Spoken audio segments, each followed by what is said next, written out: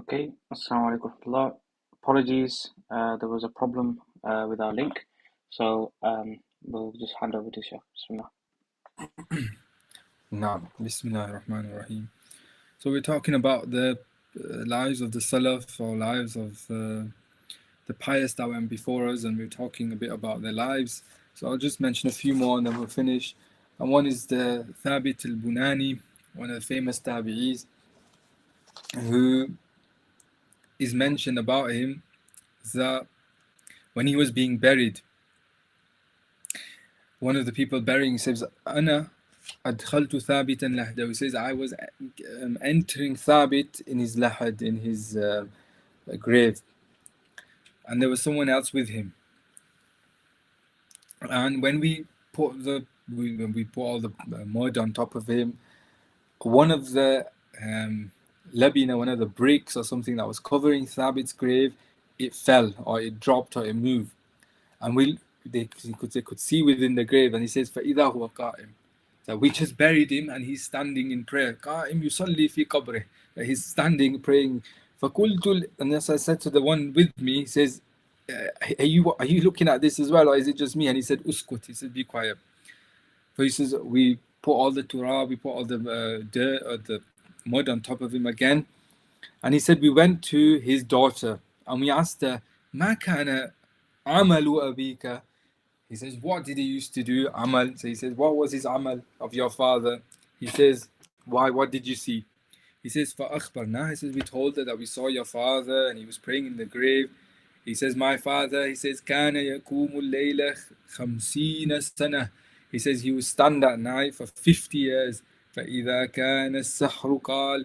And then he says, when he was the time for sahar, just the pre-dawn time, just before Fajr, he would say, Allahumma. He says, in kunta a'tayta ahadan min khalqika as-salata fi qabrihi.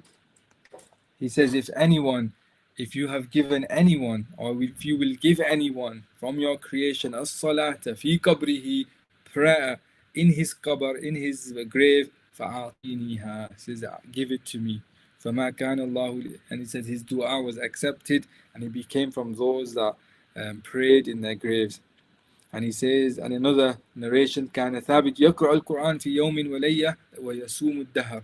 He says that he would read a full Quran in one day, في يوم وليلة, in one day and night, and he would fast continuously every single day.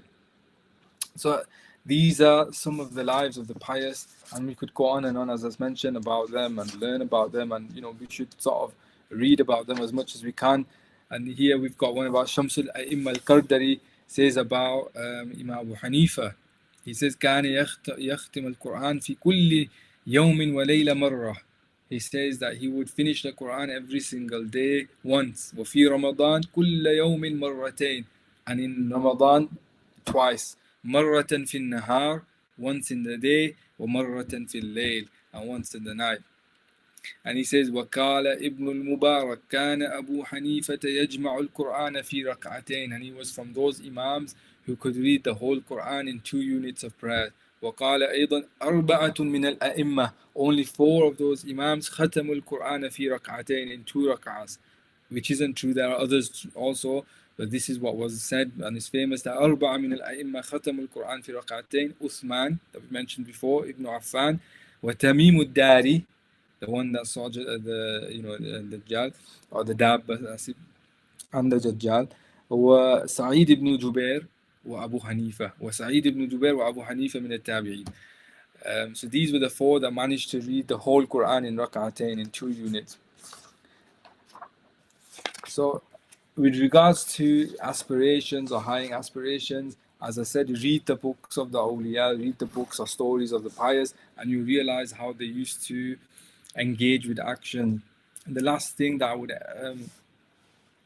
advise everyone is that before performing any act, the tartib is takhliya qabla tahliya, that you must devoid yourself or remove from yourself all evil, bad sins, any bad traits, any bad character, for you to benefit from the action that you're going to perform. So before Ramadan comes, you must repent to Allah subhanahu wa ta'ala, and you must repent before you start your journey of action, because actions, they're not going to grow anything good. There's not going to be any fruits if it's based on the wrong foundation.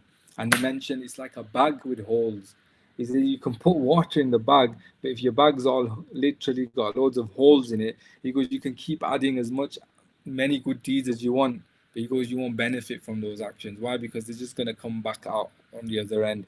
And so the first thing that we have to do is we have to seal that bag, that heart of yours needs cleansing. طريقتنا ترك المعاصي. Our way is of leaving bad deeds. And once we've left bad deeds and we've repented to Allah subhanahu wa ta'ala, then we start our action, our journey. And do not forget that removing bad deeds is also part and parcel of your actions, of your a'mal salihah. That having zuhud, being abstaining from the dunya, repenting to Allah, doing istighfar, all those things are also part and parcel of actually doing good deeds. وصلى الله على سيدنا محمد وعلى آله وصحبه وبارك وسلم. Shall I stop here? Alhamdulillah. Jazakumullah khair. Thank you so much, and apologies for the interruption. I know it's very late where you are, so I've just got a few questions, inshallah, and then we'll wrap up for today. Okay. So the first one was, so could you just give some practical advice on kind of what people obviously struggle a lot with, kind of juggling work and trying to obviously aim high in terms of actions as well, and just general kind of life and all of the kind of, like you said, just things and bits and bobs that you have in life. So as the month of Ramadan comes, what's your advice on just kind of managing everything and juggling all of these things? As I said in the hadith that we mentioned before, Saddidu wa Qaribu. And we're not going to finish the Quran in 2 units of prayer. You might be one of those that can do that, but it's all returns back to intentions, all returns back to doing your utmost best, trying your best, to do what you can. And at the end of the day, Allah knows, niyatul mu'min khayrun min amali, that the intention of a believer is better than his action. As in, Allah knows your situation, and if you're working to put food on the table, then that's from a'mal salihah in and of itself. If you're busy, but the point is if you can get away, if you can, for example, do something that, like, for example, you're busy at work and you're getting rewarded for it. You're rewarded for it in Ramadan, inshallah, because you're working to pay for upkeep of your family, to provide for your family, and that's amal salihah. It's part of mujahada, struggling in the way of Allah subhanahu wa ta'ala, and you're fasting at the same time. And we've all done it. It's hard, and you shouldn't. I'm not from one of those people who says, it's better to be in the masjid than working and stuff like that. It returns back to your intention. The Muslim is someone who works wherever he is being rewarded by Allah subhanahu wa ta'ala. So we should understand that as long as if you have the right intention that you want to benefit from Ramadan, that you're moving in the right direction, it's all good. As in, Allah may make it happen for you, He may not make it happen for you. You may be able to take annual leave in Ramadan, you may not be able to take annual leave in Ramadan. What you shouldn't do is get depressed. Why? Because the whole reason you're doing A'mal Salihah is why, or you're doing good deeds, is because you want to get closer to Allah.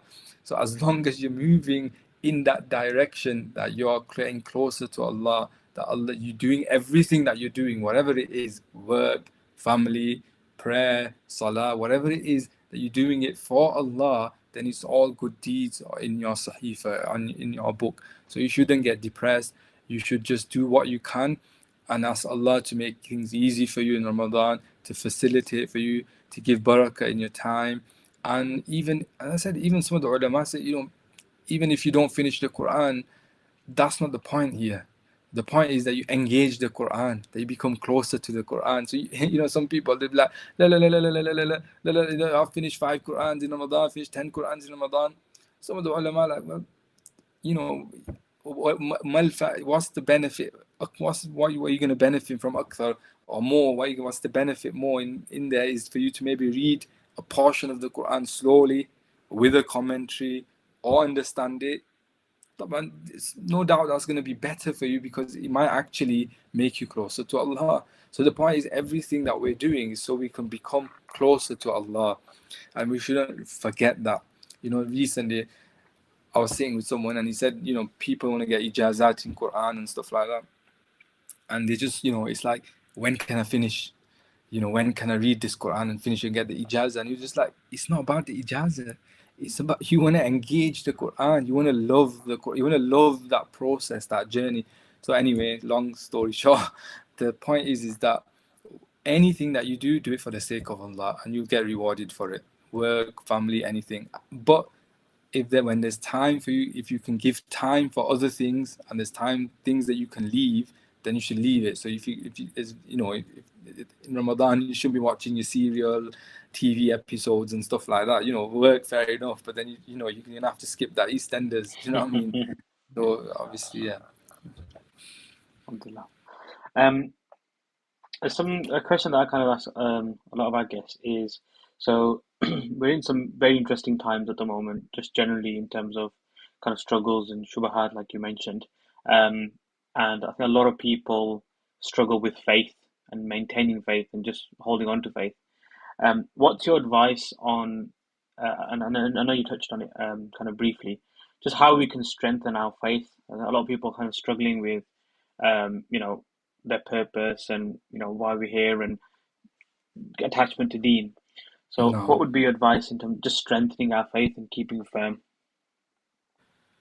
I think just there's few things. One is just seek righteous company. That's the first thing. Be with good people, whether that be friends, scholars, teachers, people in the masajid. Be with good people, because they're the ones that are going to strengthen your iman, not weaken it.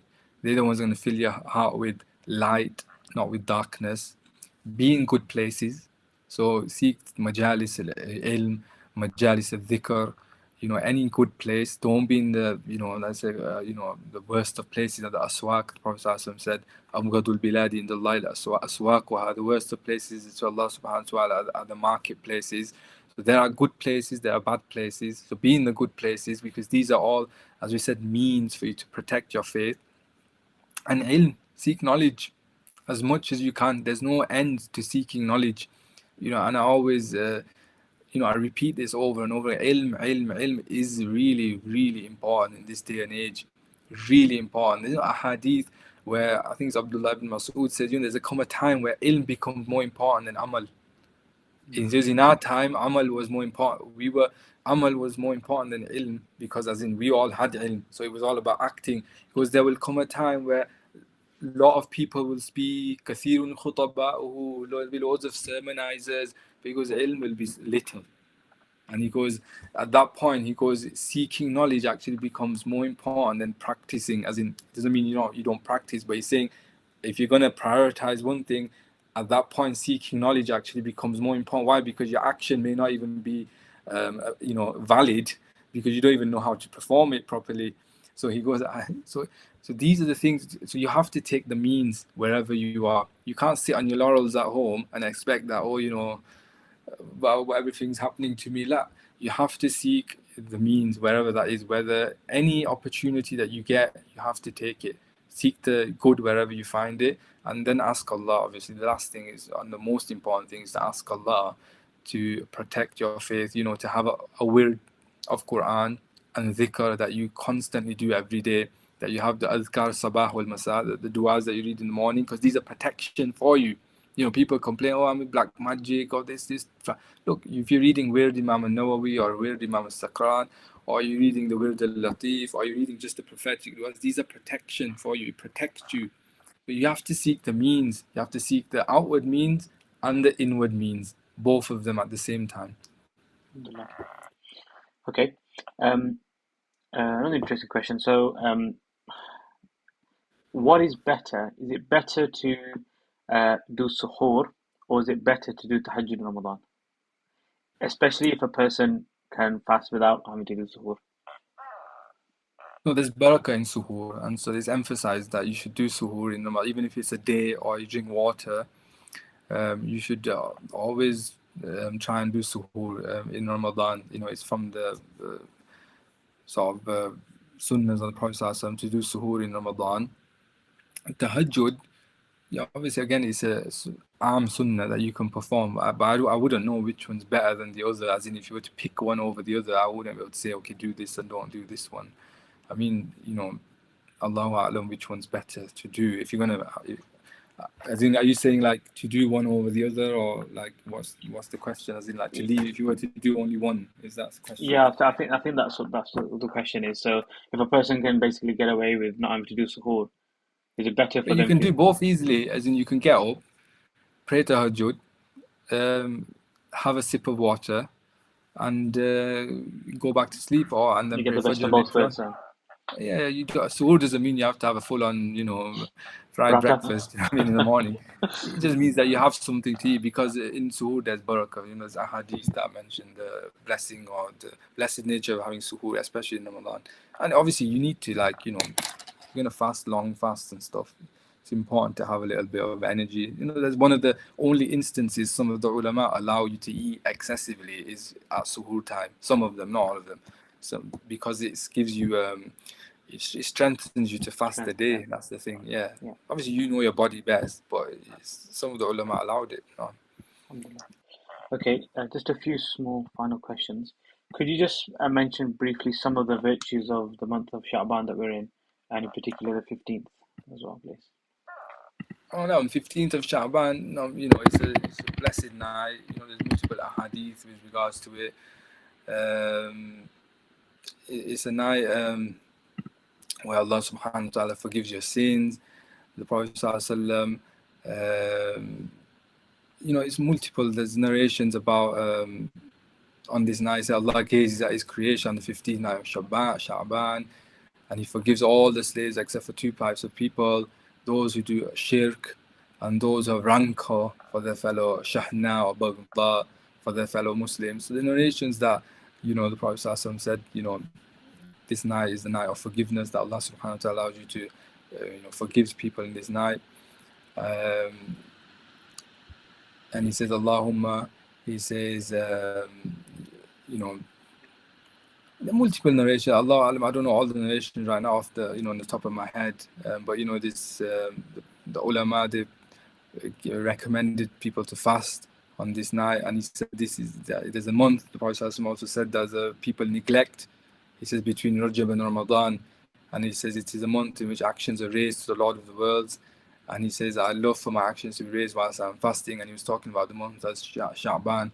And he also, some of the companions, he said this because some of the companions asked him, he said, I don't see fasting any month as much as the month of Sha'ban. And that's when he said, look, this is a month that people neglect because it's between Rajab, which is Shahrullah, and Ramadan, two great months, and people forget about Sha'ban. So he used to fast in Sha'ban as well. So there's no harm as well whatsoever in doing extra ibadah or worship on the 15th night of Shaban. Some people said, there's no such thing as the 27th night of Rajab, and what's the proof that you look any night where you're going to worship or do extra types of worship or Qiyam al-Layl or Tahajjud or optional prayers is praiseworthy. And there are certain other nights where more fadila, as in there's more reward, or there's certain hadith that come to say, okay, this night's blessed for X, Y, Z reasons. Allah will, there's more mercy, sort of, there's more gusts of mercy from Allah subhanahu wa ta'ala. Fair enough. But if you deny these ahadith, it doesn't make a difference. It's still good for you to do Qiyam al-Layl. It's still good for you to make dua. It's still good for you to read Quran in at night, regardless of the night. So some people also make this contention with the Eid night, saying, this hadith is da'if for whatever reason. It doesn't matter. If it's da'if, then there's still a hadith that mentioned the fada'il or the virtues of standing in prayer at night or reading the Quran or doing dhikr or doing istighfar. And therefore it's all good basically. And we shouldn't be what we called, saying, objecting to these things and saying, well, I don't know, this, that, it. Why? Because we're actually stopping people from doing good. So when people are doing good, we shouldn't actually stop them, because we're in a time where we need people to do more good, not less. Yeah. So they may only pray in these few nights of the year, their qada salah, for example, and now you come and say, okay, no, this is daif and this. Well, now they're not going to pray at all. That's not what we want. Yeah. And there's a hadith as well, do not neglect 4 nights in the year. And some of them are the first night of Rajab, the 15th night of Sha'ban, the night before Eid al-Fitr, and the night before Eid al-Adha. So there's multiple ahadith, and yeah, inshallah. Okay. Final question, inshallah, and that is, so we hear a lot about the importance of Qiyam al-Layl in Ramadan. Is it better to kind of stand in the nights of in Taraweeh and Qiyam al-Layl and possibly not maybe understand the Quran, or is it better to kind of say, well, I'm going to sit at home by myself and read Quran maybe with translation? لا الأفضل, the better is to be in Taraweeh. Not Qiyam al-Layl. Qiyam al-Layl is something different. Taraweeh, you could consider, depends what you mean by Qiyam al-Layl. Taraweeh is its Just praying own at thing. night. Just praying at night. No, if you're gonna pray at night or Quran, I don't know how, both are good things to do. I wouldn't be able to say, okay, praying in Salah is always, praying Quran in Salah is always more rewarding than praying Quran on its own. That's a general rule. As in praying say if you're going to pray Surah Al-Baqarah, for example, from the Quran or from Salah, generally praying in Salah is more rewarding. Why? Because you're also praying Salah as well as reciting the Quran off by heart. So that's always more rewarding. But if you should do a bit of both, ideally. So you should try and pray a little bit of Salah, so you have the virtue of praying Salah, and you should also recite Quran and read your translation, understandings, and whatever also throughout the day. So, obviously, if you can do it throughout the day and then pray Salah at night, that's the best thing to do, so you get the best of both. But Taraweeh is Sunnah Mu'akkada. You have to remember that. Praying Taraweeh is a Sunnah Mu'akkada. So you shouldn't leave Taraweeh to sort of just stay at home and read Quran and stuff like that. Yes, there's a difference of opinion whether Taraweeh, is it have the same reward if you pray at home or in the masjid, and there's a difference of opinion between the fuqaha. General consensus in the Hanafi school is that Sunnah Mu'akkada in the masjid. However, inshallah, you will also get the reward for praying it at home if you would pray at home on your own or with a jama'ah at home. But the best is to pray at masjid, and Taraweeh itself is a Sunnah Mu'akkada that you shouldn't really leave it. If you can't pray in the masjid for whatever reason, you get tired, it's too long, then you should at least pray with 20 rakahs, not 8, 20 rakahs at home, on your own or with your family. Sure. Okay, Jazakumullah khairan. We've gone on for quite some time, alhamdulillah. So thank you so much, Siddiq, for No being problems, part of our inshallah. program, Thanks for inshallah. having me. Alhamdulillah. Okay, Allah so yazika khair. Ameen, Hayakullah. Okay, so we conclude now for today's session. Just want to mention a few things. Firstly, Sheikh Sadiq has spoke quite extensively about the importance of knowledge and studying, and so alhamdulillah he's been very busy in terms of translating some very important works. One of them being Muqaddimat al-Salah, which is a very important primer in the Hanafi madhab that goes through kind of the main kind of important rules with regards to prayer, written by a famous scholar of the past, Imam Nasafi. So this is something that all of us, no matter where we are on the journey in terms of getting closer to Allah Subhanahu wa Taala, the primacy is always knowledge, as Sheikh Siddiq mentioned. And so I advise everybody to try and invest in getting this book. It's on Amazon. If you type in Muqaddimat al-Salah, you'll find it. And I recommend people to buy it and learn and study and start the process of learning and try and better our actions by virtue of that, inshallah ta'ala. The next program we have as part of our series will be on Monday. So it won't be next Friday, it will be Monday, inshallah. We have Sheikh Asim Yusuf, and he's going to be speaking about ihsan, spiritual excellence. How do we attain the spiritual excellence in the month of Ramadan? So inshallah, looking forward to that. And we ask Allah subhanahu wa ta'ala for tawfiq, and we ask Allah subhanahu wa ta'ala that He accepts our gathering. Allah subhanahu wa ta'ala puts it on the scales of our goodness, inshallah ta'ala. So jazakumullah khairan everybody for attending, and thank you for your patience in the midst of the network problem, and we'll see you